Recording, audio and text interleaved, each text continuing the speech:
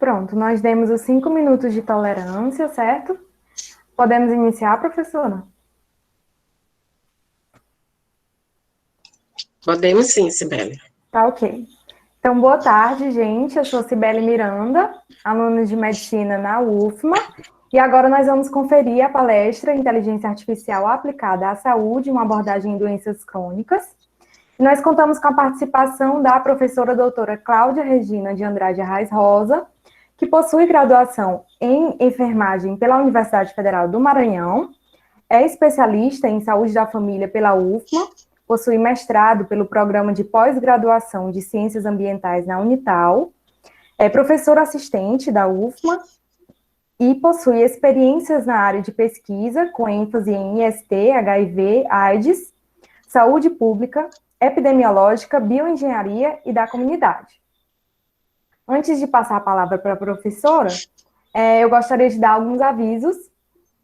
Nós vamos pedir que vocês reservem o chat apenas para as perguntas que vão ser dirigidas à professora ao final da palestra. E nós pedimos também que desliguem as câmeras e microfones para evitar que dê qualquer tipo de intercorrência durante a palestra, tá ok? O formulário de presença vai ser enviado no chat próximo ao fim da palestra. Agora eu passo a palavra à professora. Obrigada pela presença, professora, e pode dar início à palestra. Boa tarde a todos e a todas. Sejam bem-vindos a essa aula.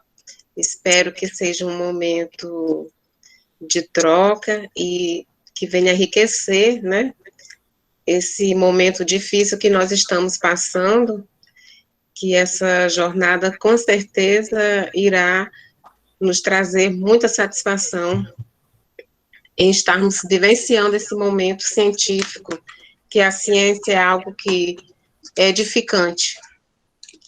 Então, Cibele, eu não estou... tá, o slide está aparecendo para ti? Agora tá, só um pouquinho que tá abrindo, né?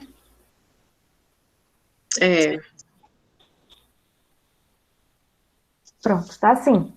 Nas duas salas? Tá, tudo certo. Ok. Só que o último slide, só um minutinho, vou passar para o primeiro. Tudo bem.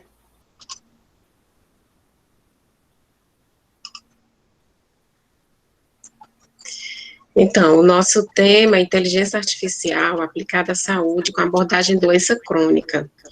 Nós sabemos que a inteligência artificial, ela tem se destacado, né, em diversas áreas, em especial na parte industrial e comércio, mas na saúde ela já vem, né, há algum tempo, algumas décadas, também se destacando.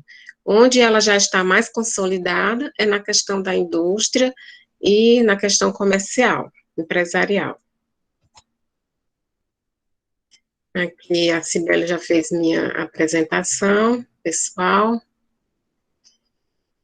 Aqui são os assuntos que nós iremos abordarmos ao longo dessa aula. A transformação dos cuidados em medicina, né, que a gente traz aqui um pouco da trajetória da história da medicina, os conceitos de inteligência artificial e aprendizado de máquina, a apresentação de paper com publicações onde foi utilizada a inteligência artificial na predição de doenças, inteligência artificial e suas aplicações, onde ela está sendo mais aplicada, a aprendizagem de máquina em doenças crônicas, que é a apresentação da minha tese, em que eu abstraí só, aliás, eu retirei só a parte dos resultados, considerando que a tese, o artigo principal da tese ainda não foi publicado, já está pronto, foi submetido a uma revista, já estava em análise. Quando iniciou o processo da pandemia, o dólar foi lá para cima e a revista ficou quase 10 mil reais. Então, a gente teve que dar uma parada e aguardar ver se o dólar dá uma baixada, que infelizmente até agora não deu. E por último, nós iremos falar um pouco sobre os problemas que também a inteligência artificial pode estar trazendo, né, no dia a dia das pessoas. Eu gostaria que vocês entrassem nesse site Join, quem puder entrar, né, no joinerpod.com e inserir esse código. Ele vai direcionar vocês para essa mesma apresentação, só que lá vocês vão terem acesso a fazer uma atividade interativa, que não será agora nesse momento, mas daqui a um pouco ao longo da apresentação, certo? Então, gente, vamos pensar aqui um pouco. Como a inteligência artificial entra nos cuidados em saúde? Vocês acreditam que, de alguma forma ou de outra, vocês já utilizaram, né, esse mecanismo da inteligência artificial no cotidiano, no dia a dia, e às vezes nem pararam para pensar que o que vocês estavam utilizando era uma ferramenta desenvolvida pela inteligência artificial. Então, vamos Professora, seguir. a senhora poderia repetir o slide? código? O código. Sim. Aqui, ó. Eu vou ficar colocando no chat, tá ok? E aí eu fico enviando. Sibeli, só um minutinho, agora eu acho que por último, só um minutinho, eu acho que por último, peraí, só um instantinho.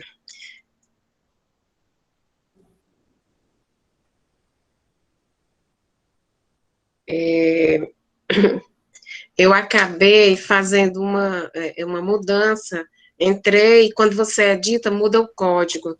Aí o código ficou JC certo. X I V.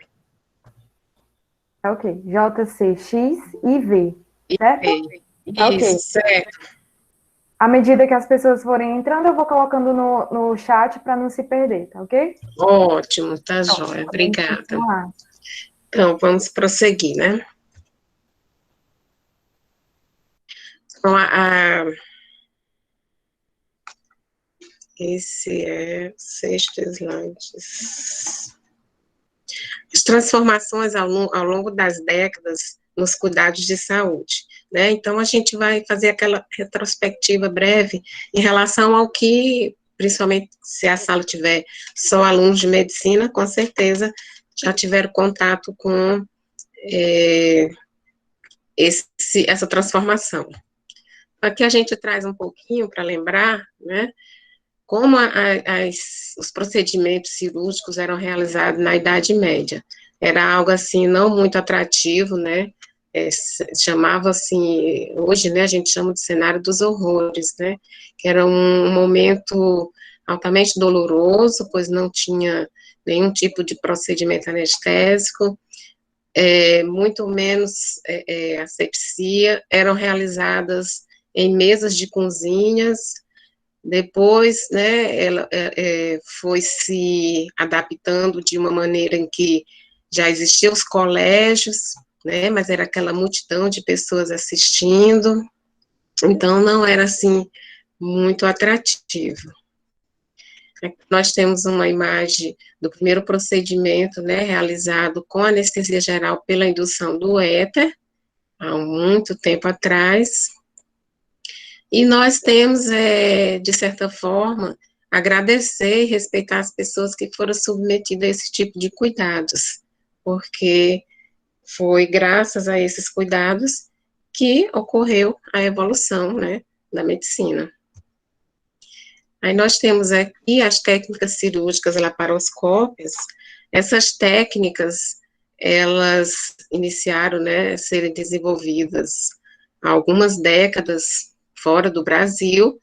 Muitos profissionais, cirurgiões de grandes hospitais, nos grandes centros, iam, né, para fora do país para realizar treinamentos, para que fossem instrumentalizados, né, de conhecimento, e dessa forma realizar o procedimento aqui no Brasil. Na leitura que a gente faz, tem alguns relatos de cirurgiões em que eles colocam que não foi nada fácil, porque eles treinavam lá e vinham para o Brasil, e aqui eles tinham que se virarem, né, com o que eles, e não tinha essa facilidade de internet para tirar uma dúvida rapidinho ou coisa do tipo. Então, foi um início, assim, bem doloroso, bem difícil, como todo processo de mudança, né, requer um sacrifício maior, né, de quem se dispõe, e também um desejo de superar essas dificuldades.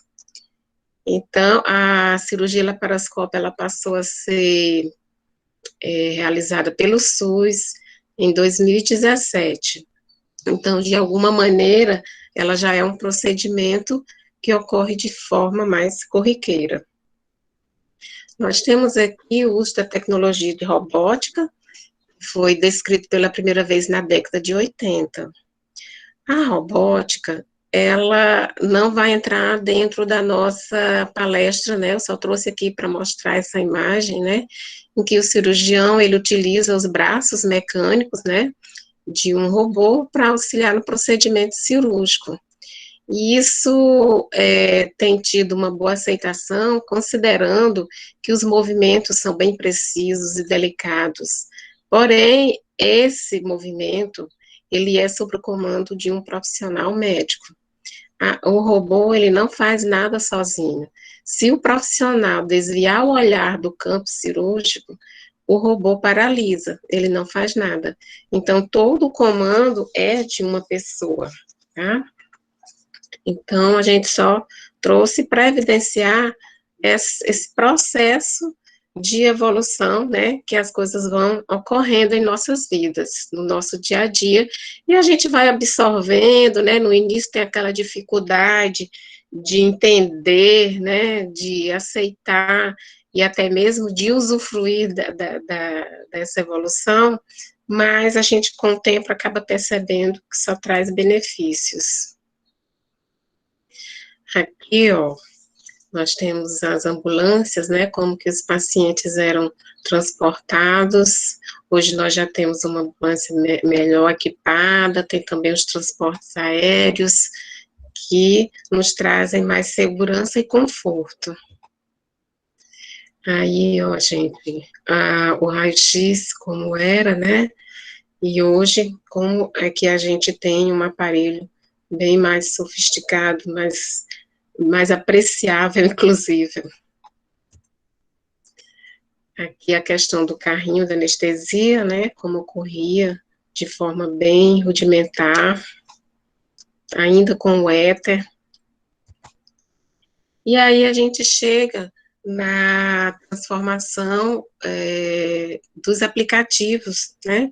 Nós sabemos que as aglomerações em bancos é algo que toma muito tempo e nunca se precisou tanto de aplicativos como agora, no momento em que nós estamos vivendo, que é a questão da pandemia, né? A pandemia pelo Covid fez com que as pessoas buscassem a utilizar mais esse recurso que é tão simples, né, de se utilizar e de forma mais segura, se manter em suas casas, nos seus domicílios e realizar essas transações bancárias de forma bem simples, sem estar se expondo a aglomerações. O John Dewey, ele traz a seguinte reflexão: todo o grande progresso da ciência resultou de uma nova audácia da imaginação. Ou seja, se você não tiver a audácia, se você não for uma pessoa audaciosa, né, você não consegue atingir esse progresso. A ciência, ela paralisa, né, sem a audácia, sem a imaginação da pessoa de querer buscar e galgar, né, algo novo, algo diferente, algo que está sendo apresentado para as pessoas no nosso dia a dia. Isso faz parte do processo natural. Aqui, gente, é a questão da atividade que eu falei para vocês. Agora, a gente vai... Só um instantinho. Quem conseguiu entrar no NERPOD, Professora, no chat está aqui, o pessoal está conseguindo usar aquele antigo. Esse novo que a senhora passou deu inválido. Vamos conferir novamente? Tá conseguindo usar no antigo, é? Isso. Eita, apressadinhos, né? Só um minutinho. Ah, aqui também está dizendo que o pessoal não consegue entrar porque a sala já está cheia. Então, o que a gente pode fazer é discutir a partir das respostas das pessoas que conseguiram entrar, né? Certo. Ah, eu não sabia que tinha um limite. É porque também, gente, com essa onda de aulas remotas, a gente está fazendo curso, né, para trabalhar com essas ferramentas, e hoje eu estou estreando ela também. Então, acaba que algumas coisas me fugiu. Eu não sabia que tinha uma quantidade, né, de pessoas. Você diz na sala do Meet, né? Não, a sala do NIR pode Do mesmo. NERPOD. Ah, É, tá. Não, do Meet eu sei que tem limite, né? Agora do NERPOD eu não sabia. Então, tá aqui, gente. Vocês viram aí o código? eu já enviei aqui no chat. Ótimo. Então, eu gostaria que vocês. São questões simples, básicas de verdadeiro ou falso, em que vocês vão. é, em que vocês vão assinalar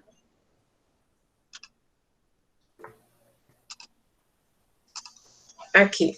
Em que vocês vão responder aqui, ó, já tem Luciana, Breno, um monte de gente já respondeu aí. Ai, que bacana, olha só, o pessoal é ligeiro. Então, vamos lá. Deixa eu ver aqui como é que eu faço agora, que até eu. Ai, ai. Relatório. Então, a primeira questão, a gente perguntou o seguinte: a inteligência artificial funciona da mesma maneira que o cérebro humano, né? Falso ou verdadeiro? Então, eu não estou conseguindo visualizar aqui o relatório do número de acertos. Ah, tá aqui. 20. Essa parte eu não treinei, aí a gente fica assim, né? Desse jeito. Mas Tudo tudo bem, bem. vamos lá. Eu não vou ficar devendo o relatório para vocês, porque eu não estou verificando aqui onde é que eu entro. Ah, tá aqui, tá aqui. Peraí, só um minutinho.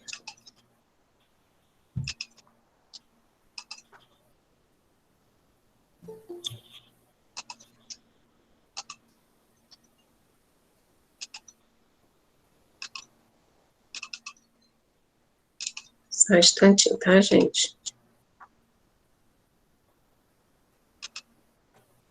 18 pessoas de 80, né? Tá falando aqui.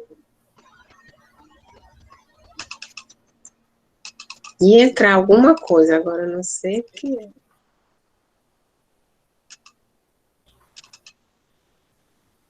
Cada mês está por aí?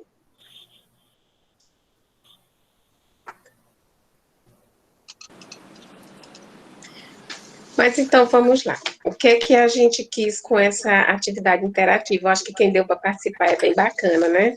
Então a gente Professora perguntou. Cláudia. Era, Miss. Eu estou aqui meio que sem saber como é que eu faço para mostrar as questões, que os meninos já foram entrando e Não, respondendo. é só olhar esse gráfico de pizza aí, que fica do lado esquerdo. Ele mostra a proporção dos acertos e dos erros. Ah, tá, certo. Então, 60% foi correto, acertaram, né? 7,5 marcaram errado, não é isso? E só não dá para aparecer as questões, né? Para mostrar, né? Agora. Mas eu vou ler para quem não teve acesso a elas, tá? Então, a gente perguntou, a inteligência artificial... Obrigada, professora Miss. A inteligência artificial É funciona. só passar para o próximo slide, professora, que vai aparecer as outras questões. Aramis, eu sei. Então, aqui, em um processo de seleção de vagas, você pode ser entrevistado por um robô, né? Então, as pessoas responderam, 25 responderam de forma correta, 20, né, de forma correta, 10 de forma incorreta. E o resultado da primeira questão, gente, que a inteligência artificial funciona da mesma maneira que o cérebro humano, é falsa, viu? Não funciona. O cérebro humano, nós já somos inteligentes de natureza. E a inteligência artificial, o aprendizado de máquina, ela precisa ser treinada. Nós precisamos entregar para ela as características de um determinado indivíduo, nós precisamos apresentar as situações para que ela possa ser treinada e, a partir daí, tomar decisões. Aí a segunda questão, em um processo de seleção de vagas, você pode ser entrevistado por um robô, verdadeiro ou falso? Verdadeiro, né? Hoje já é bem comum as pessoas realizarem entrevista através de um robô pela inteligência artificial. Vamos para a próxima agora. Quando um paciente chega ao hospital, já é possível calcular, com a ajuda de um sistema de inteligência artificial, as chances dele ser internado? Verdadeiro ou falso?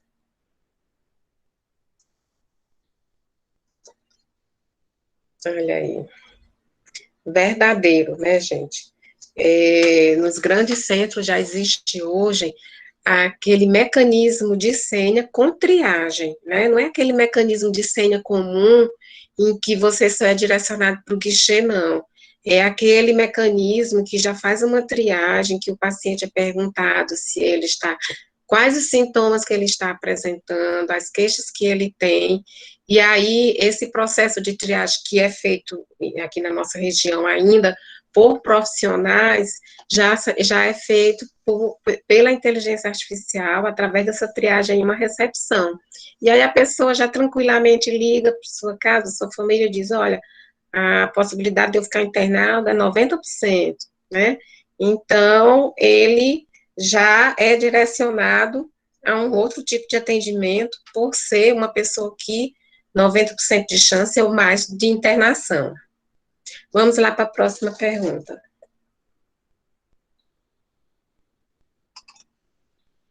Uma plataforma de inteligência artificial pode ajudar médicos a encontrar melhor tratamento para paciente com câncer? Eita, o pessoal aí é esperto.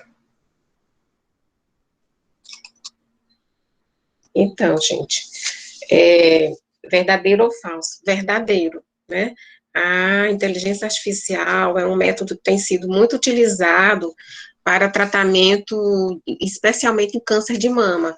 Eu tive um colega, inclusive o professor Daniel, aqui do centro, do CCSST, diretor de centro, a tese de doutorado dele também foi abordagem de aprendizado de máquina, em que ele fez a predição, né, de exames de imagem relacionada à questão do câncer de mama. Muito interessante o trabalho dele. Vamos para a próxima questão. Já existe um sistema capaz de identificar as dificuldades dos alunos nas escolas e indicar videoaulas para fixar conteúdos? Verdadeiro ou falso?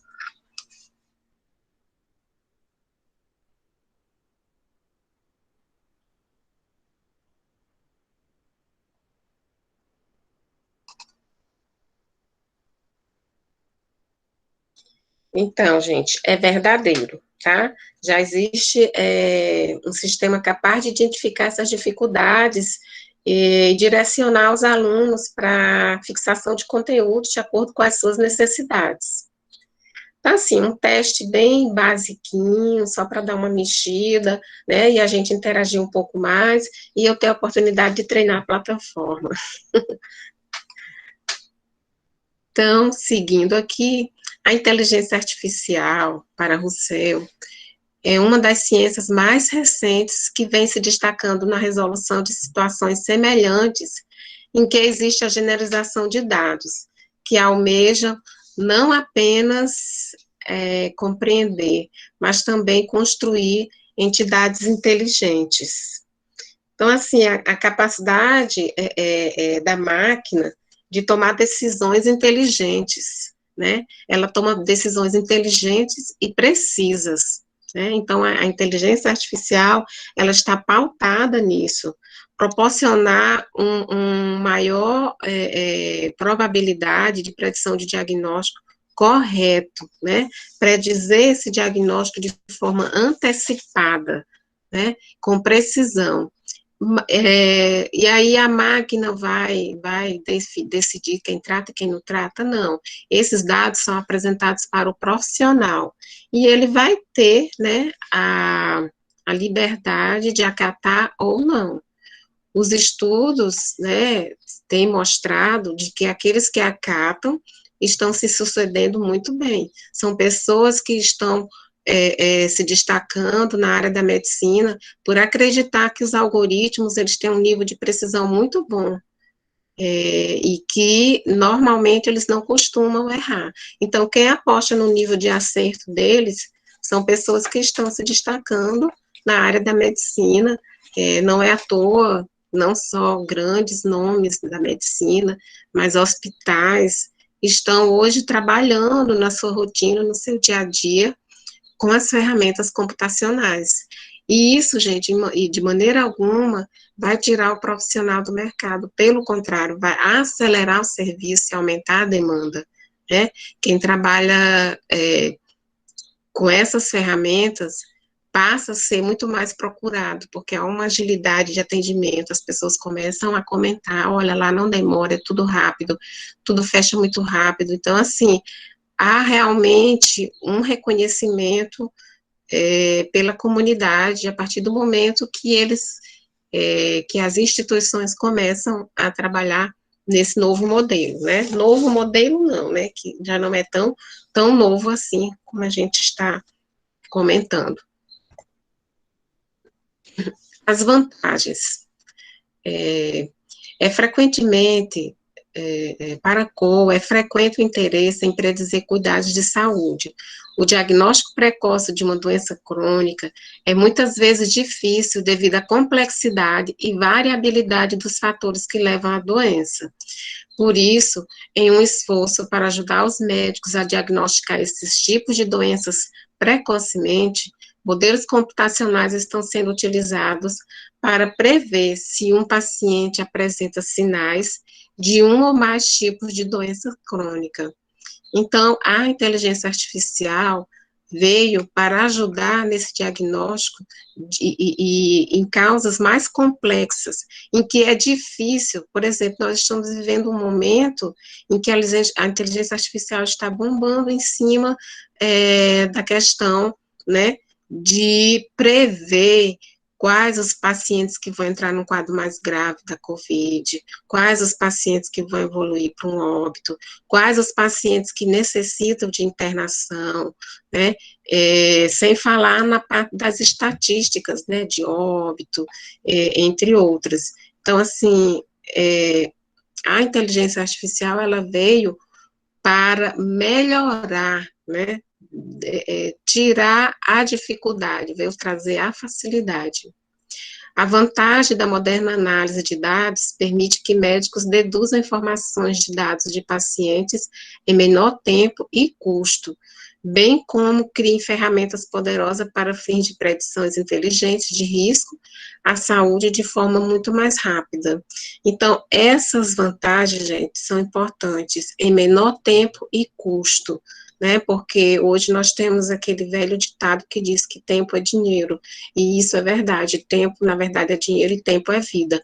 Quanto menor tempo você tiver a condição de afirmar o diagnóstico ou prognóstico de um indivíduo, você vai ter mais chances de atuar ali e ter um manejo clínico mais adequado para aquele quadro do paciente e tirar a possibilidade desse paciente a desenvolver um quadro de complicação ou até mesmo um desfecho negativo, né, como um óbito, que poderia muito bem ser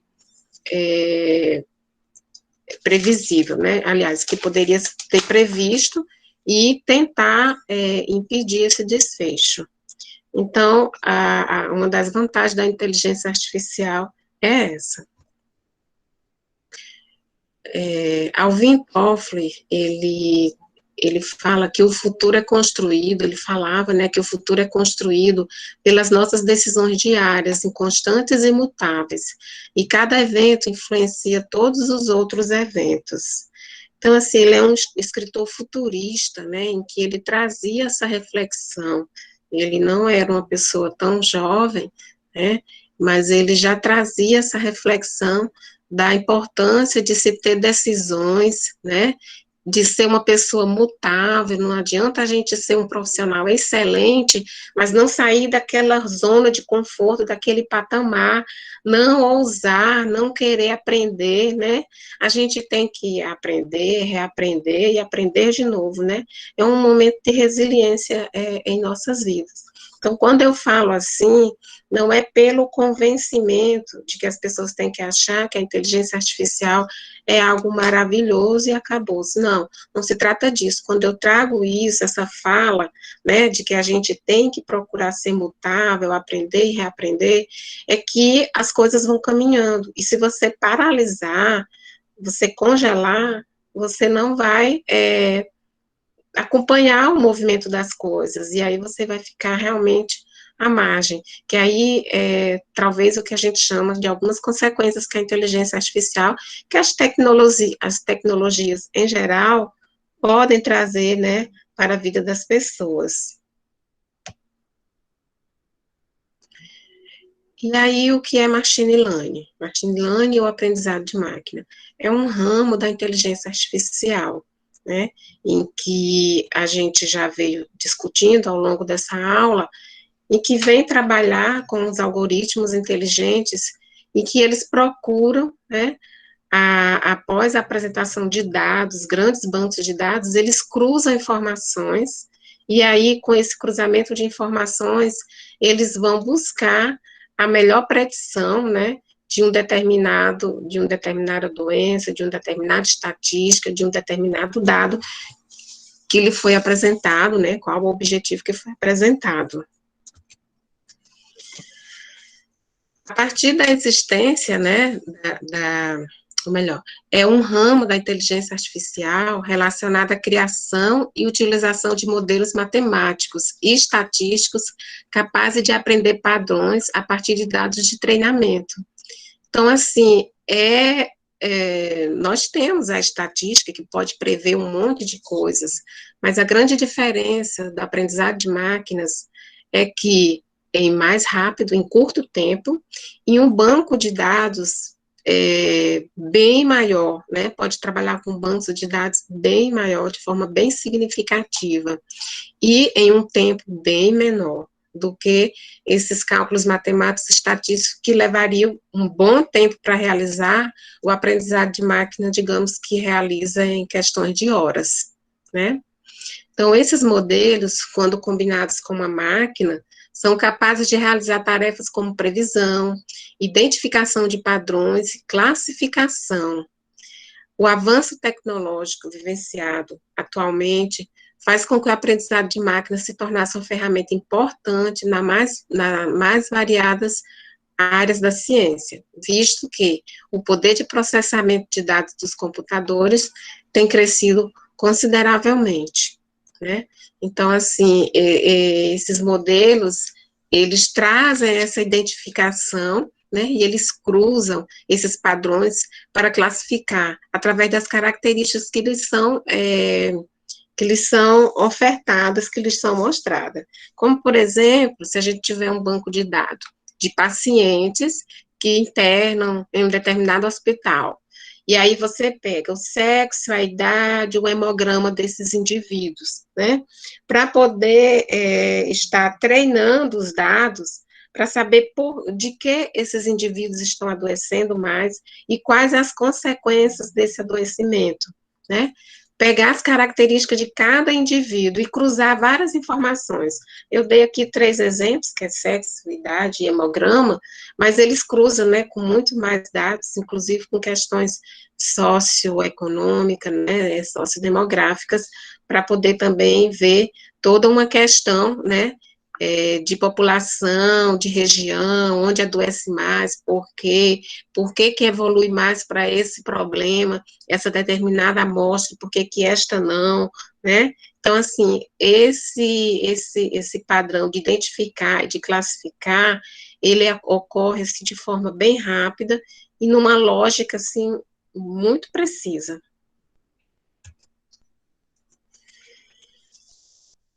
O aprendizado de máquina oferece uma abordagem alternativa à modelagem da revisão de padrões, que pode abordar as limitações atuais.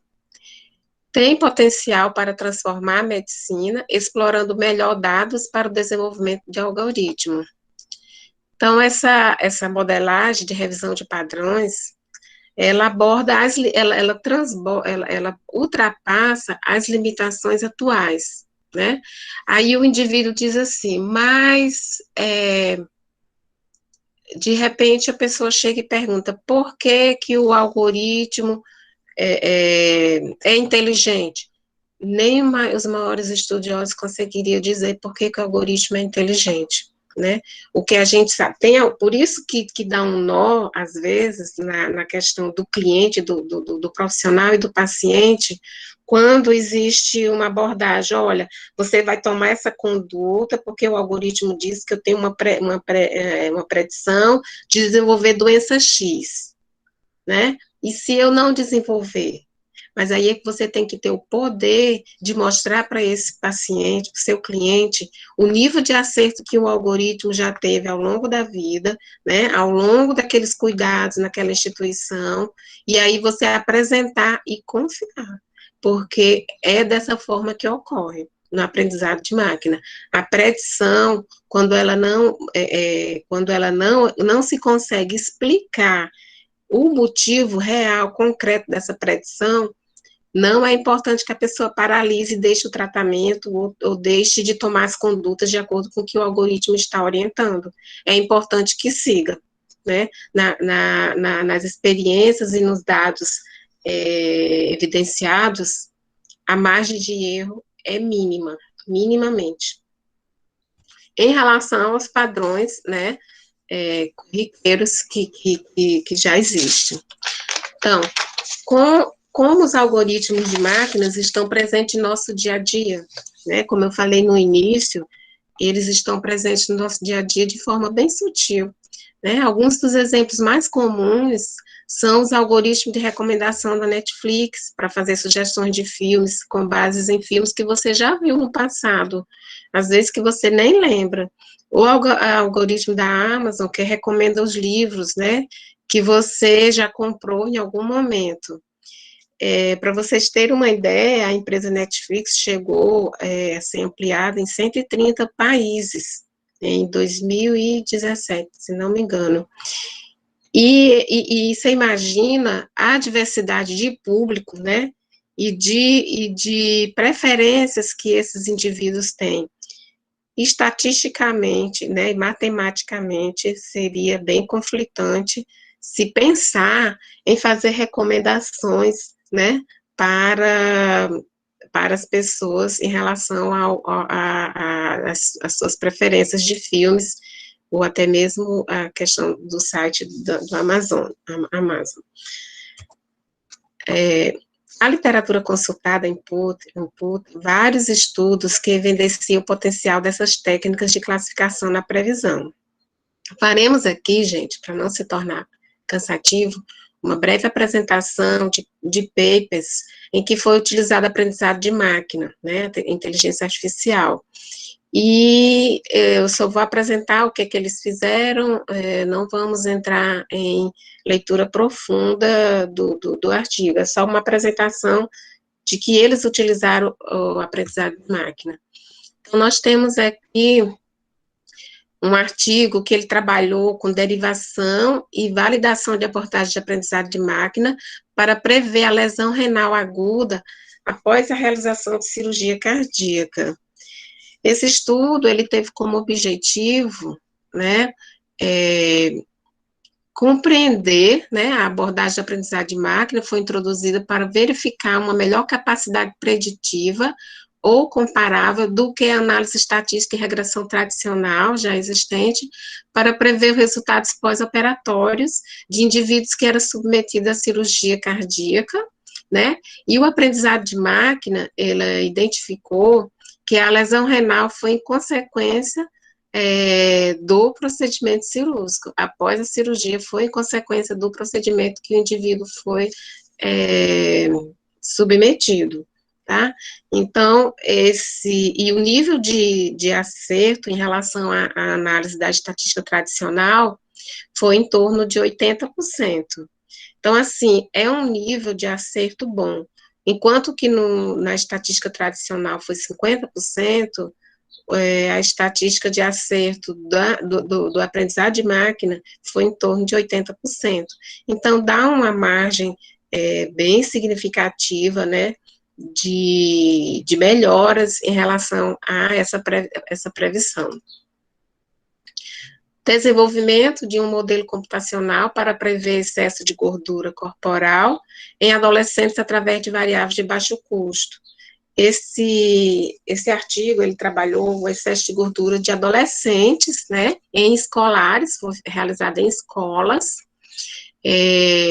já que o excesso de gordura é um crescente, né, de forma bem alarmante entre os adolescentes. Então, o objetivo foi desenvolver um modelo computacional que utilizasse a regressão linear para predizer a obesidade em adolescentes, e depois foi comparado com os métodos antropométricos comumente usados, por exemplo, o IMC, né? E o modelo computacional desse estudo obteve melhor desempenho na avaliação quando comparado com os indicadores atuais, tá? Então, o autor realizou coletas de sangue nesses adolescentes, os exames bioquímicos, realizou medidas antropométricas, e aí depois, aí ele tinha o grupo controle, né, e o grupo de adolescentes que já eram obesos. Treinou esse algoritmo com essas características encontradas, e o algoritmo, ele fez um reconhecimento, né, desse grupo, na especificidade, na sensibilidade, na acurácia desses adolescentes em desenvolverem ou não a obesidade. Então, o aprendizado de máquina, a ferramenta computacional, ela obteve um melhor resultado do que os modelos usuais que nós já temos, imputados na literatura. Um outro estudo foi uma revisão de aprendizado de máquina supervisionada aplicada à pesquisa sobre envelhecimento. Mais adiante, eu vou explicar sobre esse aprendizado de máquina supervisionado, tá? Vou relatar 3 tipos de algoritmos, vou demonstrar. Então, o autor, ele fez uma revisão de artigos que usaram aprendizado de máquina supervisionado para estudar o processo de envelhecimento, tá? Em conclusão, o aprendizado de máquina supervisionado contribuiu para aprimorar o conhecimento e forneceu novas ideias sobre o envelhecimento. Então, ele trouxe outras características, né, que nos scores tradicionais já utilizados não se verificavam, né? Então, ele também traz essa possibilidade de mostrar algo que ainda não se encontra nos scores tradicionais. Esse outro trabalho, esse outro artigo, ele traz técnica de aprendizado de máquina baseada em modelo e sem modelo para previsão, diagnóstico e classificação de resultados clínicos na doença de Parkinson. Então, o que ele fez? Ele utilizou um modelo computacional, e as ferramentas existentes hoje, os scores que já existem. E o estudo investigou em relação às quedas em pacientes com doença de Parkinson, usando os dados clínicos, demográficos e de neuroimagem. Está vendo que nós verificamos lá atrás sobre isso? Os resultados sugerem que, comparado às outras abordagens, as técnicas de aprendizado, as técnicas baseadas em aprendizado de máquina, sem modelo, fornecem uma previsão de resultados clínicos mais confiáveis das quedas nos pacientes de Parkinson, por exemplo, com uma precisão de classificação de 70% a 80%. Enquanto os outros, gente, era abaixo de 50%. Então, a predição dos algoritmos, elas geralmente são bem superiores aos modelos tradicionais. A Organização Mundial da Saúde, ela discutiu em janeiro, nós já estamos em cenário inicial da pandemia, né, fora do Brasil, claro, e eles sentaram para discutir sobre a inteligência artificial na saúde, em que eles fazem a proposta, né, eles traziam nessa reunião a proposta de padronizar, né, esses recursos e essa atuação, e também traz a preocupação, e já estavam agendando uma discussão em relação a questões que são bem relevantes sobre as questões éticas de aprendizado de máquina.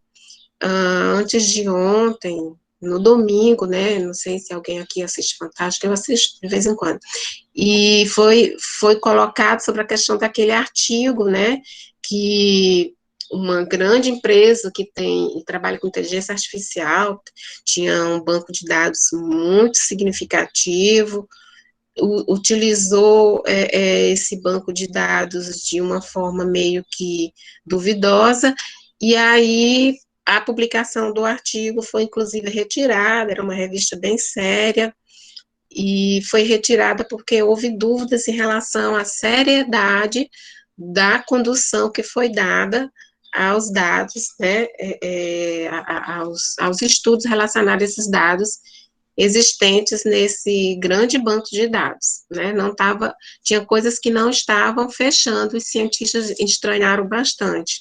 É bem interessante essa discussão. Aqui nós temos o professor Luiz Carlos Lobo, ele é professor aposentado da Universidade Federal do Rio de Janeiro e consultor sênior da Unicruz. Na Revista Brasileira, ele trouxe na Revista Brasileira de Educação Médica, ele publicou um artigo em que ele faz uma discussão sobre a importância de ser inserido, né, na educação médica, na graduação, algo que se fale sobre a questão da inteligência artificial para esses novos médicos, né, falar desse novo modelo e dessa realidade que eles vão encontrarem quando chegarem nos seus hospitais, nas suas residências, para trabalharem, né, hoje já encontram, imagine, mais daqui uns 10 anos. Então, assim, da importância, né, de se trabalhar esse conteúdo desde a graduação, né, de forma bem, não precisa ser como se trabalha num curso de engenharia, né, mas que o aluno possa ter essa apresentação nesse universo. Aqui nós temos a ferramenta de pesquisa como inteligência artificial e recursos na luta contra a Covid-19. Então, assim, gente, as ferramentas e os bancos de dados da inteligência artificial de fácil acesso são valiosos em todos os tipos de pesquisa, mas especialmente no contexto do diagnóstico urgentes, desafios terapêuticos apresentados como o caso da pandemia da Covid-19, onde espera-se que as ferramentas de pesquisa com inteligência artificial irão acelerar as pesquisas, como de fato tem feito e tem ajudado muito, né? O que seria da questão do confinamento se não tivesse sido a intervenção da inteligência artificial, né, na utilização de aplicativos, não estou falando de qualquer aplicativo, de aplicativos inteligentes em que requer realmente uma tomada de decisão. Um aplicativo que faz uma predição do se o indivíduo está ou não com a doença e fazer uma condução com relação a esse quadro do paciente. E as várias consultas que foram feitas, né, pela telemedicina, quando o usuário, porque a pessoa não adoeceu só de Covid, ele teve outras doenças, ele teve 1001 coisa, mas existia uma impossibilidade e uma recomendação de não se expor, de não sair de casa, de não ir aos hospitais onde já estava cheio de Covid-19. Então, assim, foi um momento histórico e que veio também reafirmar a importância da utilização das ferramentas computacionais. Aqui nós temos uma reflexão em que a tecnologia está vindo para aumentar a capacidade, a tecnologia está vindo para aumentar a capacidade, potencializar a nossa performance naquilo que somos bons, que não é possível de se programar, né? Então, o indivíduo já é bom em fazer aquilo. Isso é uma colocação do Guilherme Rabelo, gerente comercial de inteligência do mercado do Instituto do Coração, no INCOR. Por que nós não vamos utilizar de ferramentas se a gente tem a possibilidade de lançar mão?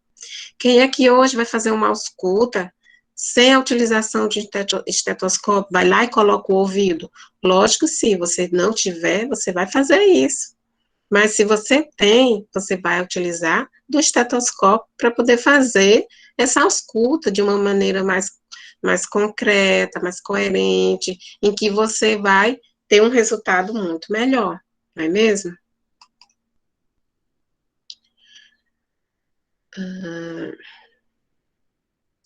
Aqui, gente, a gente vai assistir agora um pequeno vídeo de 5 minutinhos em que é falado sobre a experiência do uso das ferramentas no Hospital Beneficência Portuguesa, em São Paulo.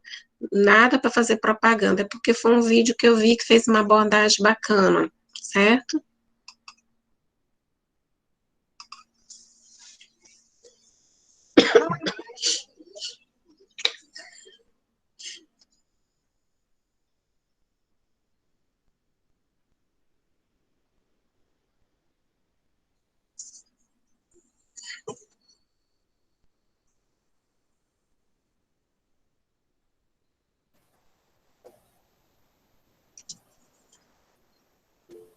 Professora, o vídeo está sem áudio, infelizmente. Tá sem áudio? Aqui não está saindo áudio. Tá, só um minutinho. Tá ok.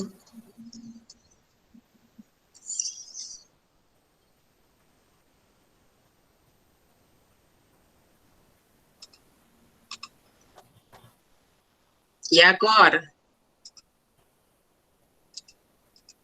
Continua sem áudio.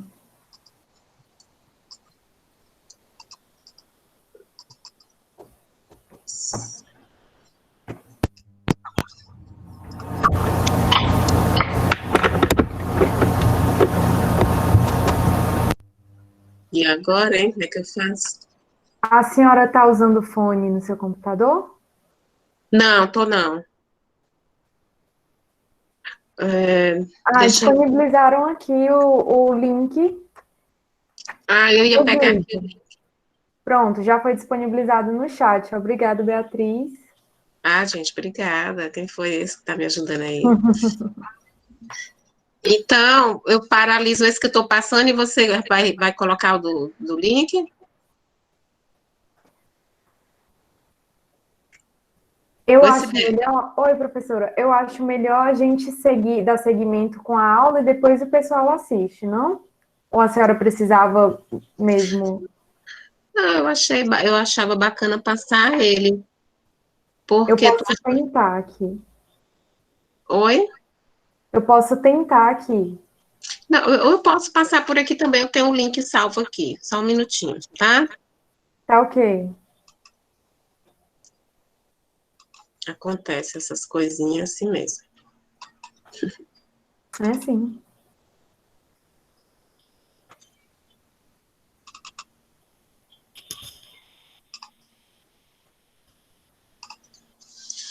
Deixa eu ver onde é que eu tô.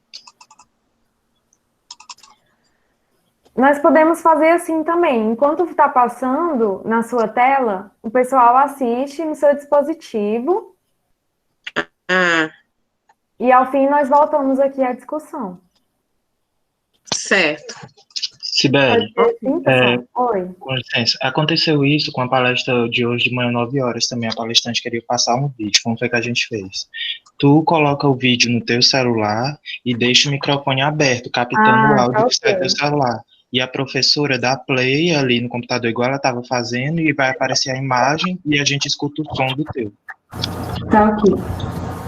Então vamos fazer assim, professora. Eu vou abrir aqui o link, tá ok?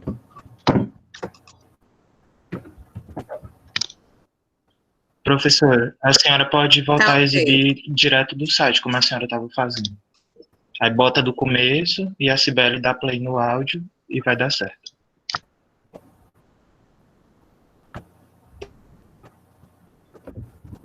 Eu posso fazer.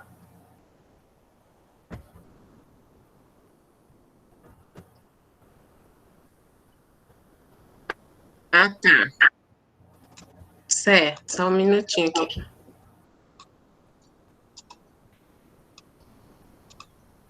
Não é mais privilégio de país desenvolvido. Alguns hospitais brasileiros começam a experimentar e a usar no dia a dia Um sistemas de minutinho, Sibeli, que eu não tô conseguindo voltar aqui.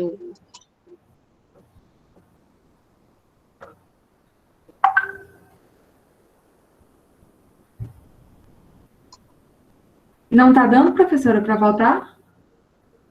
Não, não deu, não. Peraí. Tá ok.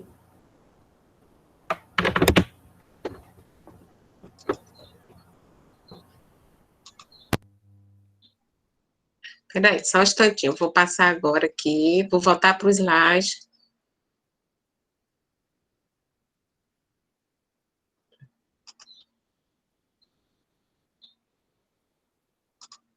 Peraí. Agora sumiu o slide que tinha o vídeo. Ah, não, tá aqui. Peraí que ele vai abrir. Então, você já vai colocar o áudio? Pode sim. Vamos lá? Vamos.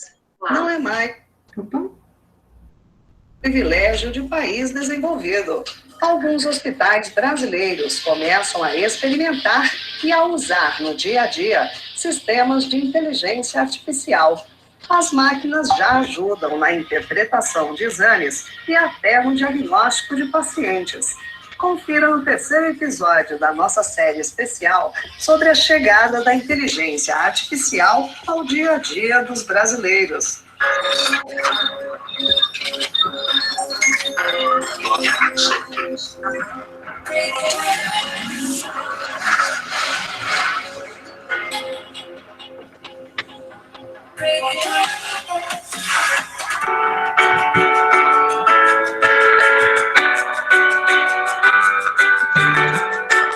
Uma das características revolucionárias da inteligência artificial é a capacidade de entender literalmente como a gente fala ou escreve.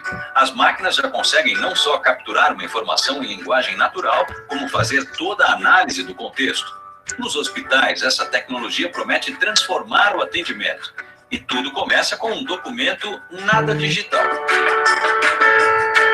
O prontuário médico é um dos documentos mais antigos da história. Nome, idade, sintomas, exames, doenças, tratamentos. Em 1943, o Hospital das Clínicas, em São Paulo, foi o primeiro a implantar um processo de cadastro no Brasil. 75 anos depois, os prontuários de seus pacientes ganharam forma digital. A soma deles todos se transformou num imenso banco de dados. Com isso, acabou o desafio de entender a temida letra de médico.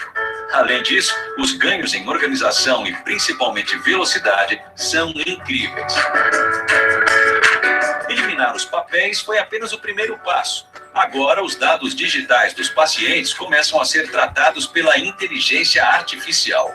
Isso geralmente é um texto, então não é um dado estruturado. À medida que isso não é um dado estruturado, a gente tem uma riqueza de informações que poderiam ser usadas e são usadas para fazer análises preditivas, para você poder prever, para você poder entender quanto tempo esse paciente provavelmente vai ficar, poder medir desvios. Então, a inteligência artificial ela foi aplicada sobre este prontuário. No caso desse grande hospital paulista, mais de 7.000 prontuários foram usados para treinar a plataforma de inteligência artificial. O primeiro passo foi um ser humano ensinar a máquina como ler um prontuário e dizer se o paciente tem alguma doença além daquele problema momentâneo que o levou ao hospital. Uma informação sempre presente nos dados médicos do paciente, mas que nem sempre aparece de maneira clara. Antes, um codificador humano era designado a ler cada um dos prontuários, entender e então indicar algum problema. Hoje, a máquina é capaz de fazer o mesmo trabalho com precisão em torno dos 90% e em muito menos tempo.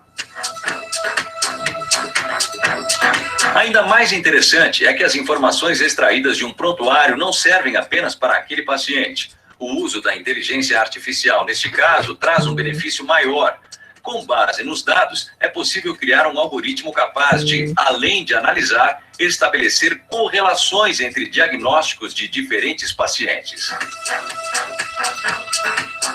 Novas aplicações da inteligência artificial na saúde não param de surgir. Recentemente, uma empresa ligada ao Google anunciou um sistema inteligente que consegue diagnosticar mais de 50 problemas relacionados apenas aos olhos de uma pessoa.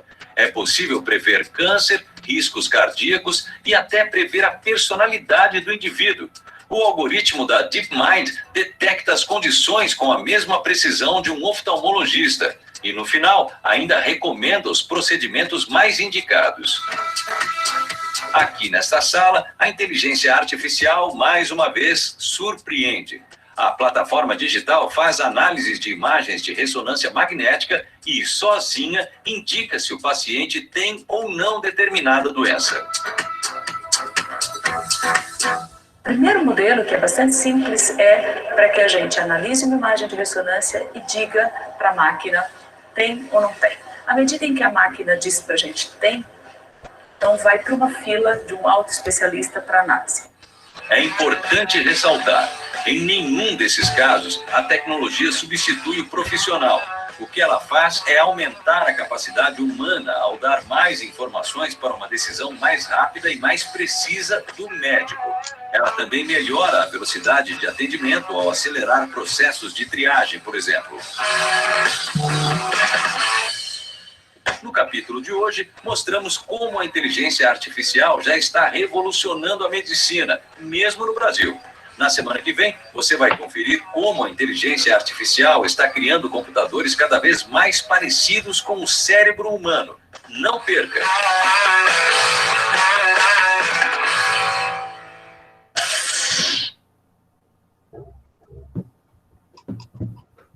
Oi, gente. Todo mundo escutou direitinho, né? Então, o mundo, ele muda numa velocidade muito grande. E o aprendizado de máquina, né, ele toma decisões inteligentes em pouco tempo, né? E isso que é importante, isso que tem sido um atrativo para os serviços de saúde, né? Na agilidade deles dizer se o indivíduo vai precisar de um leito de UTI, qual é o período de permanência que aquele indivíduo vai ter naquele leito de UTI, né? Então, essa agilidade e essa precisão é que tem realmente, de certa forma, encantado, né, os profissionais da área da saúde. E como eu falei, as pessoas que não procurar se adequar e ser resiliente a essa situação, poderá sim sofrer algumas consequências, que mais adiante a gente vai estar falando um pouquinho sobre isso. Então, mudança é o processo no qual o futuro invade nossas vidas, né? Então, o mundo vira, né, e evolui numa velocidade imensa, o tempo todo. Agora, gente, eu vou apresentar para vocês a minha tese, a parcela da minha tese, como eu falei no início, não sei se todos estavam, eu não vou abordar os resultados, todos os resultados. Eu vou mostrar o resultado em que a ferramenta foi melhor, né, do que os modelos existentes. Mas eu não vou poder detalhar os resultados porque o meu artigo ainda não foi publicado, né, que já foi logo no processo da pandemia, e o dólar foi lá para cima, e a revista já ficou quase R$ 10.000, e a gente teve que dar uma parada, esperar esse dólar melhorar, porque a pesquisa, infelizmente no Brasil, as publicações ainda é algo que requer muito investimento de quem está produzindo, porque ainda não tem recursos suficientes para, quer dizer, não é recurso suficiente, é vontade suficiente, né, para fazer pesquisa aqui no nosso país ainda, infelizmente, como uma prioridade, né. Então, a minha tese, ela teve como tema a predição de síndrome metabólica em usuário de antirretrovirais, utilizando modelos computacionais. O meu orientador foi o professor Allan Kardec Barros, Daniel Duarte e Nilviane Pires. São pessoas que eu agradeço por terem me inserido nesse universo, né, do aprendizado de máquinas. E eu também trabalho com população HIV positiva, eu sou enfermeira, né, no início da minha apresentação foi colocado, eu já trabalho há 14 anos com paciente HIV positivo, eu não trabalho só na UFMA, trabalho também no município, e eu já tenho um bom tempo que a gente vem pesquisando HIV, então a gente associou as duas coisas e isso para mim foi maravilhoso. Então, as pessoas vivendo com HIV, elas têm tido grandes desafios ao longo dos anos, né? Não há dúvida de que a terapia antirretroviral, ela melhorou muito a qualidade de vida do usuário, né? Proporcionou longevidade, né? Ele passou a viver mais. A gente sabe que no início da epidemia e algumas décadas atrás, as pessoas ainda morriam muito por condições de HIV/AIDS. E hoje, não, o indivíduo acometido pelo HIV/AIDS, ele morre de outras doenças, não da sorologia propriamente dita. E aí isso trouxe para ele o quê? Os desafios que ele enfrenta hoje são os distúrbios metabólicos, considerando o uso da terapia antirretroviral e até mesmo o processo natural da doença, da infecção do HIV. No Brasil, em 2019, de 1980 a 2019, foram detectados 966.058 casos de AIDS. Antes da gente ver esse cenário da pandemia, a gente achava um absurdo os números, né? Hoje, infelizmente ou felizmente, a gente, né, vê que não é nada em frente a uma situação como nós estamos vivendo. Não quero tirar a magnitude do problema, né? Lógico que a gente sabe que ainda é uma doença transmissível sem cura, até o momento. A terapia antirretroviral, ela surgiu na década de 80, e os antirretrovirais iniciaram no Brasil a serem distribuídos em 1996. Nós tivemos algumas pessoas públicas, né, que infelizmente não tiveram acesso ao tratamento da terapia antirretroviral, né, grandes ídolos que foram a óbito sem ter chegado a tempo o uso do antirretroviral para eles. A longevidade dos pacientes com HIV/AIDS é algo significante, porém, trouxe, né, as doenças crônicas, as doenças cardíacas. Então, o antirretroviral, ele foi visto como um grande sucesso, né, alguns autores dizem que é um sucesso retumbante, porém, aumentou o índice de doenças crônicas não transmissíveis, de tal forma que hoje, alguns autores dizem que o HIV é uma condição de ser crônico, né, algo para o indivíduo viver com, ao invés de morrer de, né, em vez de morrer de AIDS, ele vai viver com e vai morrer de uma outra cronicidade. E hoje, inclusive, o departamento de IST-AIDS, né, que agora é IST, não é mais DST, a infecção sexualmente transmissível, ele faz parte, né, na atenção básica do departamento que trabalha as doenças crônicas, foi conjugado. Há algumas percas, ao meu ver, há várias percas, né, a questão da prevenção, a questão de se trabalhar as políticas de saúde voltada para uma doença que ainda é de uma grande magnitude, né, e ainda não tem cura, eu penso que possivelmente seria mais interessante se trabalhar com uma política à parte. Mas, enfim, em 2013, foi lançada a Meta 90-90 pela UNAIDS, e todos os países abraçaram essa meta, em que ela consiste em que 90% da população deverá fazer o teste rápido para HIV. Por isso, a descentralização dos testes rápidos e desburocratização, né? Hoje o indivíduo faz o teste rápido, em 40 minutos ele conhece a sua condição sorológica.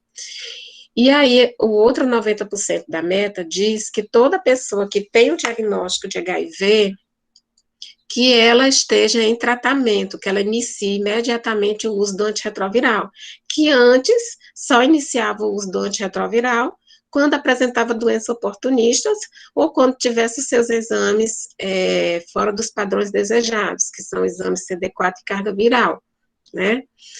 E a outra meta 90, para fechar as três, né, 90, 90, 90, é que todo indivíduo em uso de antirretroviral deverá ter a supressão viral, ou seja, sua carga viral indetectável.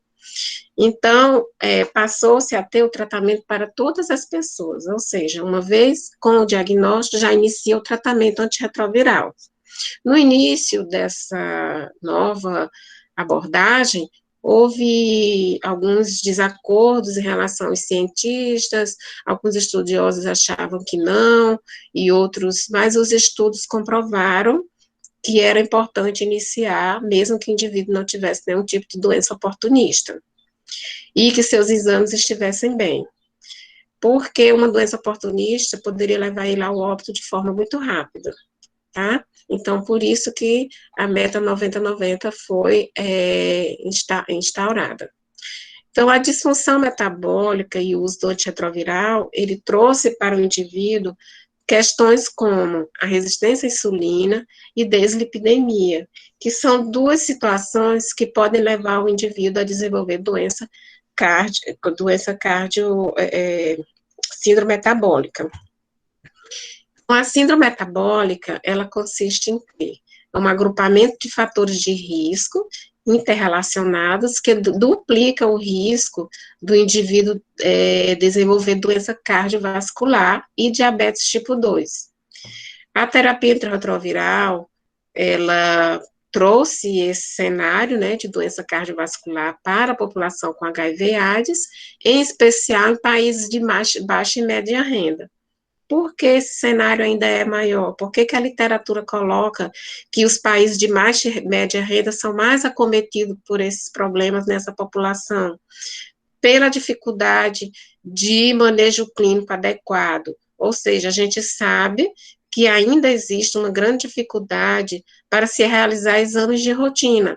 No mínimo, demanda de 4 a 6 meses, em qualquer região do Brasil, né? O indivíduo, para ele ter acesso à consulta, demora, para ele ter acesso a autorizar o exame, demora, para ele ter acesso a receber o exame, demora, e para retornar para mostrar também demora. Então, é numa média de 4 a 6 meses, nos países de baixa e média renda, tá? Então, as doenças crônicas, elas passaram a ser bastante investidas com a questão dos modelos computacionais, né? Começou-se a se buscar resolutividade, predição de risco, buscando esses modelos, né? Predizer cuidados em saúde é um desejo antigo da medicina, né? Por ele apresentar, em especial, baixo custo e por ser rápido, como nós já verificamos ao longo da aula, por ele ser eficaz. E aí, Se ele trouxer variáveis não invasivas, ainda vai favorecer mais ainda, né? Que a gente colocou aqui que países de baixa e média renda têm dificuldade, né, na realização de exames invasivos. Aí, a epidemiologia da infecção do HIV/AIDS, ela teve um perfil constante durante muitos anos, né? Durante muitos anos, no início da década de 80, 90, o perfil do HIV existia pessoas de risco, as pessoas de risco que eram colocadas como de risco eram os homossexuais, usuários de droga e profissionais do sexo. Passados os anos, não se tem mais esse perfil, esse indivíduo de risco. O que se tem são comportamentos de risco. E aí, qualquer pessoa que se exponha a uma prática sexual desprotegida, ele pode sim vir a ser infectado pelo HIV. Por que a gente cita a prática sexual desprotegida? Porque ainda é a via sexual a maior via de transmissão do HIV/AIDS, tá? Então, o que é que se passou a ter? Uma feminização da AIDS, as mulheres que antes não tinham tanto acometimento pelo vírus passaram a ter, passou a ter também a heterossexualização da AIDS, ou seja, casais héteros, pessoas héteros passaram a ser infectadas também. E a pauperização da AIDS, no início da epidemia, na década de 80, eram os grandes centros que tinham e pessoas com poder aquisitivo melhor. Passado alguns anos, pessoas em municípios pequenos, que aí nós chamamos de interiorização, passaram a adquirir a doença, e a pauperização, que o nome, ele consiste em pessoas de baixo poder aquisitivo e baixa escolaridade. Também passou a fazer parte desse cenário. Então, foi por terra o termo pessoa de risco. Agora é comportamento, né? Qualquer indivíduo que se comporta pode contrair. Não existe um grupo de risco. Tanto que no início da epidemia, de cada 16 homens que tinham HIV, existia uma mulher, e hoje praticamente está 1 por 1.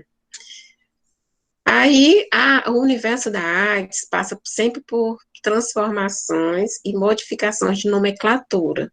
Então, nós hoje não temos mais só esse comportamento de risco, nós temos um grupo, né, que pode ser vulnerável, e que o Ministério, a UNAIDS, trata como populações prioritárias ou chaves. Quem são essas populações prioritárias? São pessoas que são privados de liberdade, são moradores de ruas, populações de ruas, são jovens, adolescentes, né, que de uma década para cá, entre a faixa etária de 13 a 26 anos, passou a se ter um acometimento maior de pessoas infectadas pelo vírus. E dentro dessas populações prioritárias, nós ainda temos também usuários de álcool e drogas.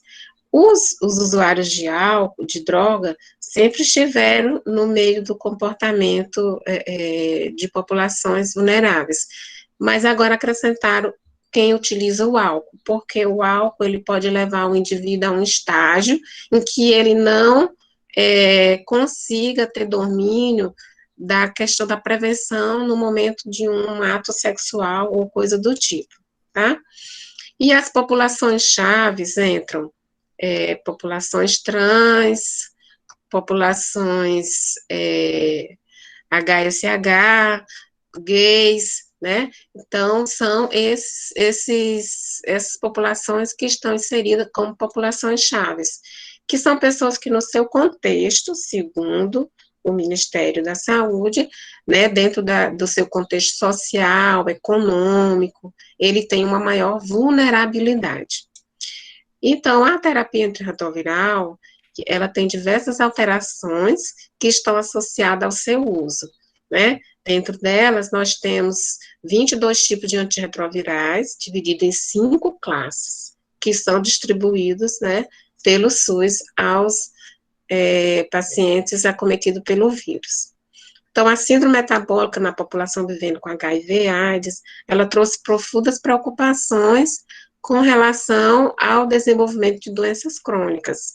Nós temos os scores tradicionais, né, que para se realizar a investigação, é necessário os exames invasivos, tá? Ou seja, triglicérido, HDL, glicemia em jejum, os exames de rotina.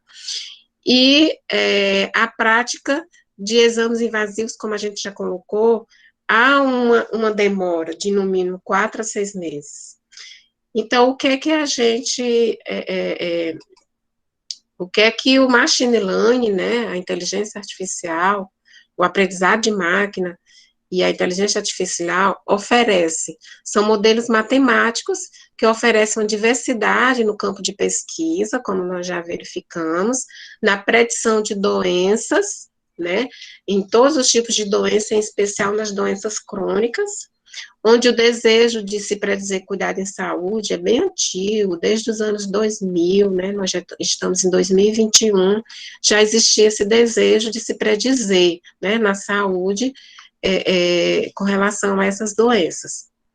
E a importância dos modelos matemáticos é que eles auxiliam diagnósticos, né, através da análise de dados clínicos, né, a partir do momento que é apresentado, né, dados clínicos, vai auxiliar no diagnóstico dessas ferramentas computacionais.